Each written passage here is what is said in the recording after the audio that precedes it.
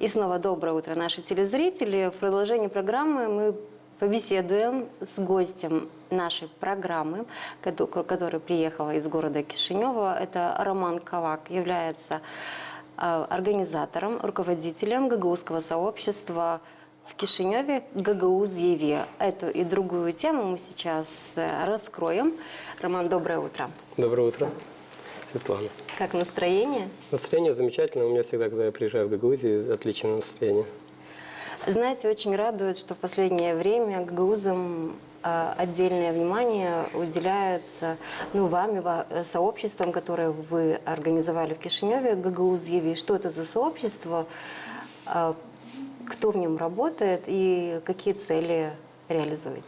На самом деле необходимость такого сообщества, такой платформы назрела давно, на наш взгляд. У меня лично в голове это очень давно все эти идеи были. И в какой-то момент я просто нашел единомышленников, которые поддержали мои порывы. И у наши мысли, наши желания, чувства патриотические совпали. И мы приложили общие усилия и запустили вот такой вот проект. Что включает в себя «Гагаузъеви»? «Гагаузъеви» – это в первую очередь площадка, на которой гагаузы, которые живут вне Гагаузии, могли бы встречаться, знакомиться, общаться, где-то помогать друг другу, проводить совместные мероприятия, практиковать язык, что немаловажно. И уже по ходу дела мы будем разноображивать все эти мероприятия. Это будет очень много идей. Будем их потихонечку реализовывать. Такого рода встречи, они уже состоялись? На данном этапе, вы, наверное, видели в интернете, мы запустили курсы гагаузского языка для детей. Опять же, мы их запустили, не понимая, какой будет спрос, насколько есть интерес к этим курсам и так далее. Много вопросов было. Мы их запустили, это маленький шаг, но он показал очень большие результаты, он показал, что мы на правильном пути, есть очень повышенный интерес к этим курсам был проявлен. И как со стороны людей, живущих в Кишиневе, так и со стороны людей, живущих в Гагаузии, со стороны ряда СМИ, даже кишиневские СМИ заинтересовались и уже хотят делать репортажи о нас. Поэтому я считаю, что мы на правильном пути, и мы сделали, первые наши шаги были очень красочные и превзошли наши ожидания. Роман, первые встречи, коль уже состоялись, пришли на эти занятия дети гагаузов? Да, пришли дети гагаузов и пришли с родителями. И для нас это стало площадкой не только для изучения языка для детей, но также и для общения с теми гагаузами, которые проживают в Кишиневе. Это было очень интересное общение. Если вначале это были такие какие-то робкие попытки знакомства, то дальше мы уже начали где-то на гагаузском языке разговаривать, где-то нашли общих знакомых. То есть этот процесс запущен, и я уверен, что он принесет очень хорошие результаты. Молодые родители заинтересованы в том, чтобы их дети, живя в среде, где все-таки преобладает румынский язык, русский язык, также говорили на своем гагаузском языке? Знаете, у каждого, конечно, своя история жизненная. Но из тех историй, с которыми нам довелось столкнуться, услышать, у многих похожие мотивы, по которым они пришли в Гагаузъеви.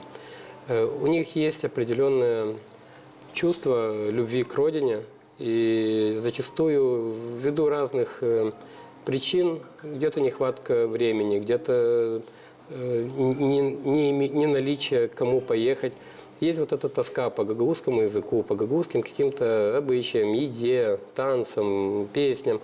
И, конечно, одно из самых важных – это продолжение нашего рода.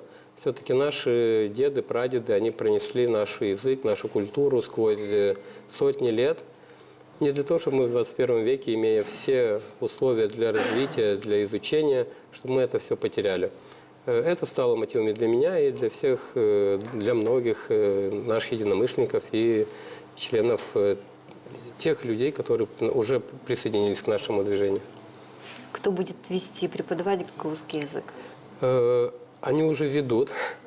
У нас два педагога, молодые, они закончили педагогический институт в Кишиневе.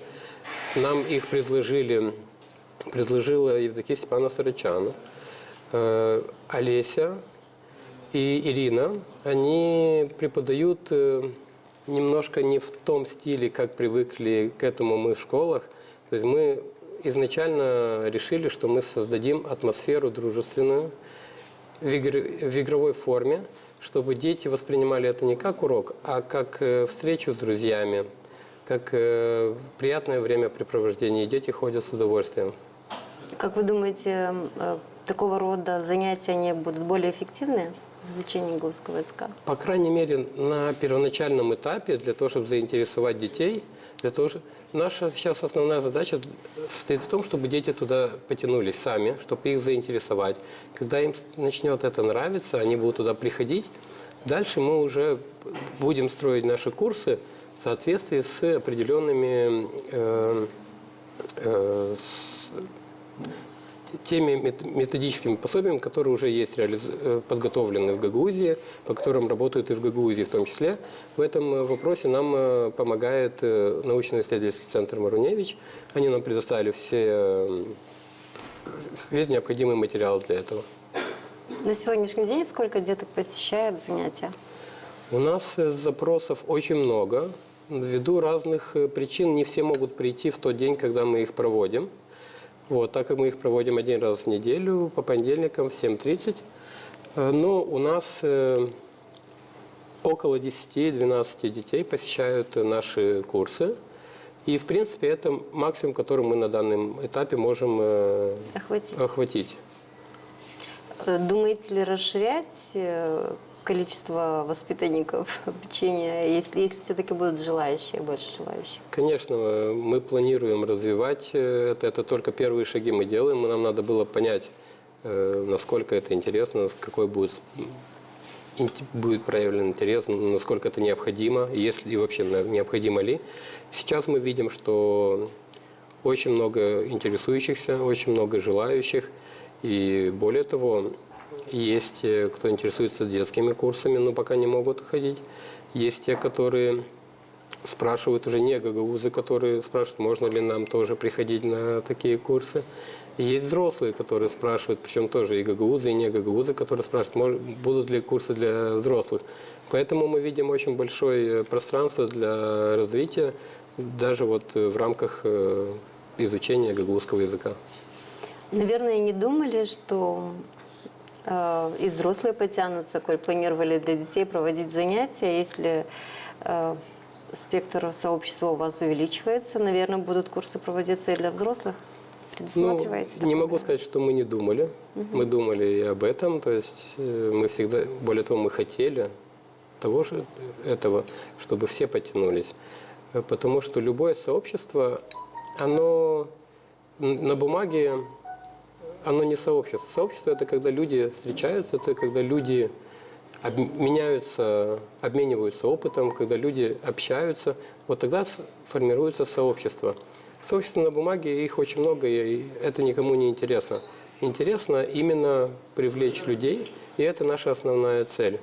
И для этого мы будем проводить различные мероприятия, различные тематики, направлений для разных возрастных групп, для разных полов и разных направлений, для того, чтобы привлечь максимальное количество наших соотечественников к нашему общему делу – сохранения гагаузского языка и гагаузского духа. Вы сами гагауз. Наверное, из-за того, что отсутствует среда общения, мало приходится говорить на гагаузском языке, и тем не менее этот вопрос вы подняли, эту идею воплотили, хотя были, наверное, попытки чуть ранее в Кишиневе, в центре республики, организовывать такого рода курсы. Как вам удалось и почему вам это нужно? Знаете, это, наверное, насчет предыдущих курсов, честно говоря, не знаю. Я пытался уточнить, мне никто не дал ответа четкого, где и как это происходило, но это не так важно. То есть тут был вопрос в порывах души, которые есть во мне, которые есть в моих единомышленниках, соучредителях. Этот вопрос есть у тех родителей, которые уже привели своих детей, этот порыв. Вот. Есть определенная тоска по родине. И если вы следили за моим фейсбуком, был размещен один материал под названием «Исповедь гагауза».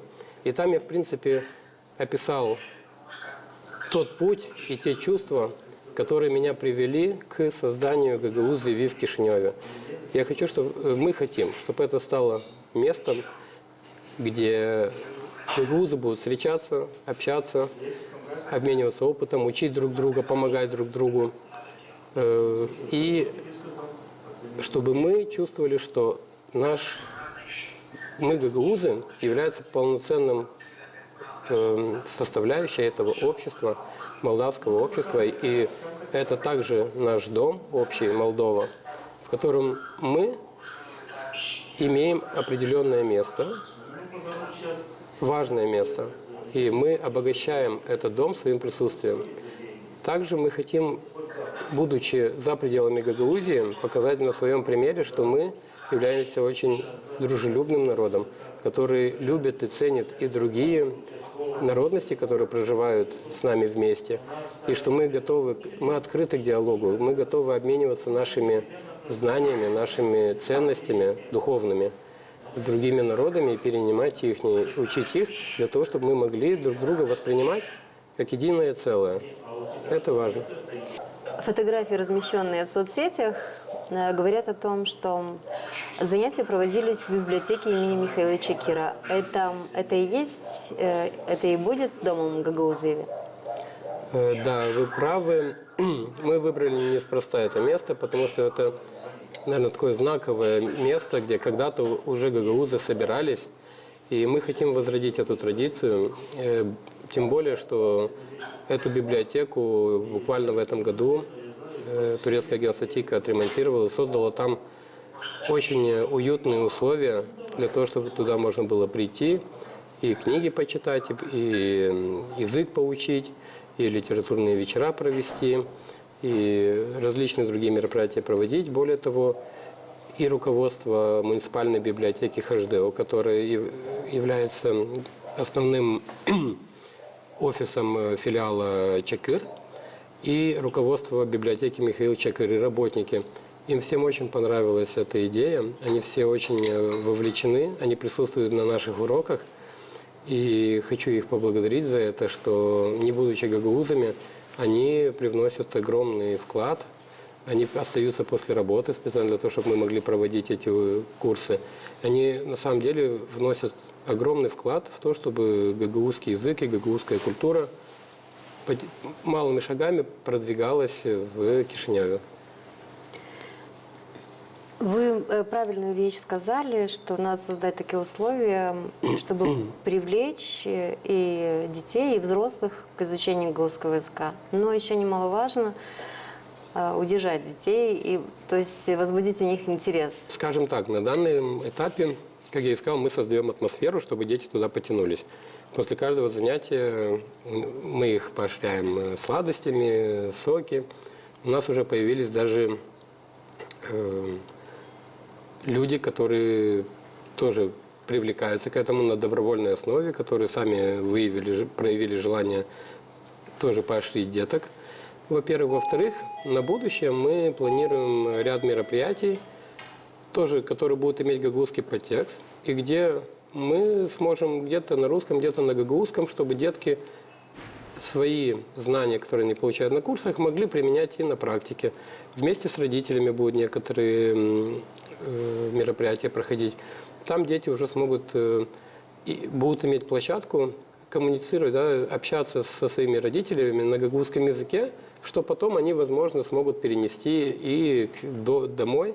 Дома тоже будут потихонечку практиковать общение на гагаузском языке. Как часто будут проходить занятия? На данном этапе мы проводим раз в неделю. Вот, мы видим большой спрос. И я думаю, что мы будем развивать это направление. Разумеется, это будет связано и с сопряжено и с проявленным интересом, и с тем, насколько нам удастся привлечь гагаузов к общему делу. Потому что, как я и сказал, сообщество, оно тогда крепкое, когда каждый чувствует свою причастность к тому или иному действу. То есть, если появятся гагаузы, которые будут и вовлекаться, но и помогать, способствовать, потому что на сегодняшний момент мы все делаем своими силами небольшого круга людей. Но если развивать эти все направления, то оно потребует больше ресурсов и человеческого ресурса в первую очередь, потому что мы доказали, что многие вещи можно сделать просто поборов свою лень и начав что-то делать. А чтобы развить это до каких-то больших объемов, то там уже нужно вовлечение большего числа людей и больших разновидностей ресурсов, скажем так. Помимо изучения гагаузского языка, развивать другие направления. Это будут или кружки, это будут встречи по интересам, там, поэтические вечера, встречи с различными важными деятелями гагаузскими. У нас будет запущен цикл интервью с гагаузами, которые добились чего-то в жизни этих гагаузов с высокими духовными качествами. Да, и они расскажут о том, как они добились, какие качества им помогли в их жизненном пути. И попытаемся сформировать общую картину того, какие качества, которые имеются в гагаузах, помогают ему достигать успехов. Кто поддерживает все-таки гагаузьев в Кишиневе? Ну, на данном этапе я вам могу сказать так, что мы то, что мы сегодня сделали, мы сделали по своей инициативе, по инициативе тех людей, которые до сих пор были вовлечены. Я хотел бы отметить, что в нашем сообществе гагаузы немаловажную роль играет и Степан Степанович Булгар, который нас поддержал в наших начинаниях и является членом административного совета сообщества. Нас поддержал Федор Иванович Занет и помогает. Нас поддержала Евдокия Степановна Сарачана. Нас поддержал НИС Гагаузии. Мы с ними провели несколько очень плодотворных бесед, и они нас, в принципе, во многих вещах сделали очень правильные напутствия и направления дали развития. Вот. Нас поддержала библиотека ХДО, муниципальная библиотека Кишиневская и филиал Чакыр. И помимо этого отдельную благодарность хотел бы выразить нашим преподавателям, Ирине и Олесе, которые согласились, опять же, по своему желанию, по своей инициативе помочь присоединиться к этому проекту и создать вот эти условия, о которых мы говорили, для детей. И хотел бы, конечно, поблагодарить всех, кто до сих пор уже проявил свою инициативу, подключился, помог. Петр Чеботарь, кстати, он очень много помогал нашему сообществу, что касается переводов и так далее. Вот. Всех хотел бы очень сильно поблагодарить, потому что без людей в сообществе сообщество не существовало бы. И я хотел бы призвать и остальных людей, гагаузов, кому не безразлична судьба гагаузского языка, гагаузской культуры, присоединяться к нашим мероприятиям, вовлекаться и чувствовать, что мы все едины. Роман, вы также являетесь активным волонтером благотворительного фонда «Инкредере», что в переводе означает «доверие».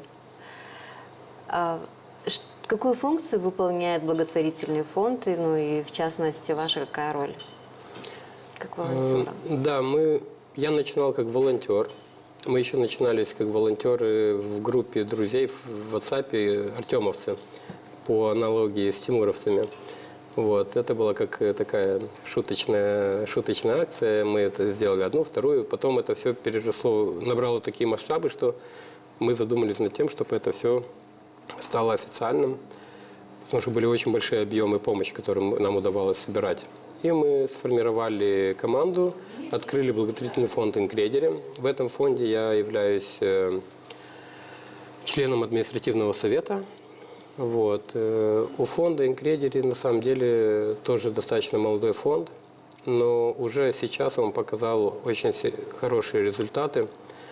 Недавно мы провели благотворительный ужин, который был посвящен сборам средств для трехлетней Ольги, которая борется с раком. И мы на этом ужине собрали практически больше половины суммы, которую нам необходимо собрать для ее лечения. Это был очень эмоциональный ужин, без привлечения артистов, без фейерверков. Но мы его сделали настолько эмоциональным, что все, кто пришел туда, отметили, что таких вечеров еще не было. Что наш вечер был особенным. И, в принципе, это и есть та особенность нашего фонда. Мы ко всему подходим с душой, и это видно, и поэтому нам доверяют. Доверяют не только свои финансы, но доверяют право выбора, кому стоит помочь. А помогаем мы